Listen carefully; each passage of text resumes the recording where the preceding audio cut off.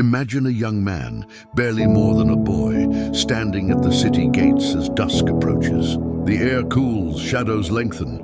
His father, a man of wisdom and authority, places a steady hand on his shoulder. "Son," he says, his voice low and urgent. The noise of the market fades as his words cut through the air. "You are about to walk into the world. It is beautiful, but it is filled with polished dangers and enticing snares. I will not always be beside you." The father gestures not to the city wall, but to the young man's chest. "The world will try to breach your heart, but I have given you something better than stone walls. I have given you words." He looks his son in the eyes. "Some things are meant to be used, a sword, a tool, a coin. But some are meant to be guarded, a treasure, an inheritance. The words I have given you are your inheritance. They are not a burden, they are armor. Do not just remember them. Guard them. Do not just hear them. Hide them. Lay them up in the vault of your heart like a king's jewels. Because the day will come in the dark of the street when you will have nothing else to draw upon. What you have stored, that is what will save you." This verse, Proverbs 7:1, is that father's urgent plea. It prefaces one of the most vivid warnings in Scripture. Before describing the danger, the adulterous woman, a metaphor for all alluring folly, he offers the solution.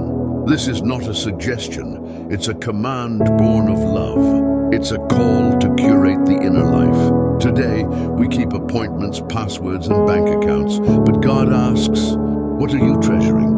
The word keep, Hebrew shamar, means to guard, to watch, like a sentinel on a wall. It's active, vigilant.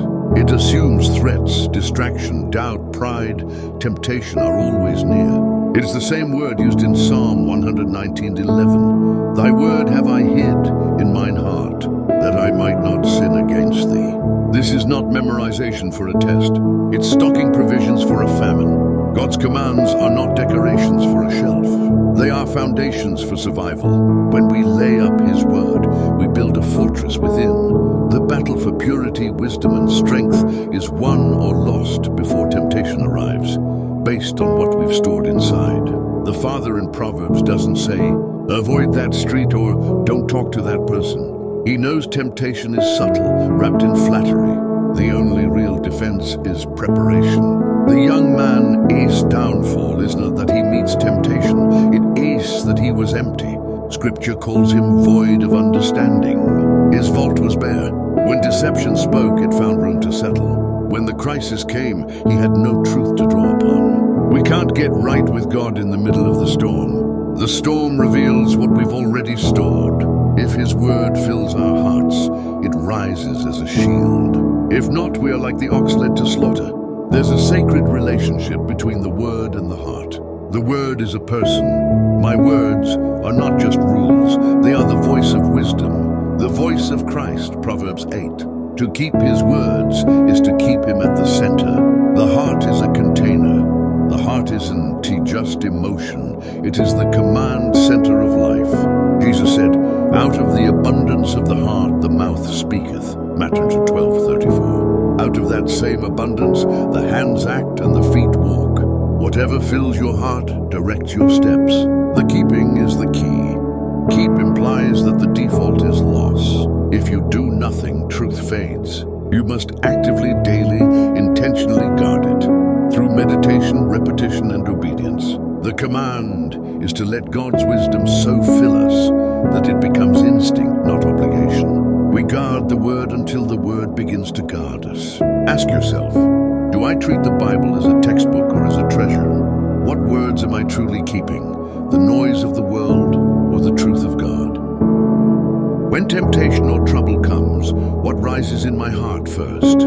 If the enemy whispered tonight, would my heart be full or empty? Colossians 3:16. Let the word of Christ dwell in you richly, teaching and admonishing one another in all wisdom, singing psalms and hymns and spiritual songs with thankfulness in your hearts to God. This is the new covenant echo of Proverbs 7:1. Lay up my commandments becomes let the word of Christ dwell in you richly. Not just storage, but residence.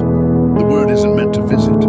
It's meant to move in, fill every room, and become the very life and song of your heart. When the Father at the gate says, "Keep my words," he's not just speaking to his Son. He's speaking to us, because one day, when the world grows dark and all else fades, what you have kept will be what keeps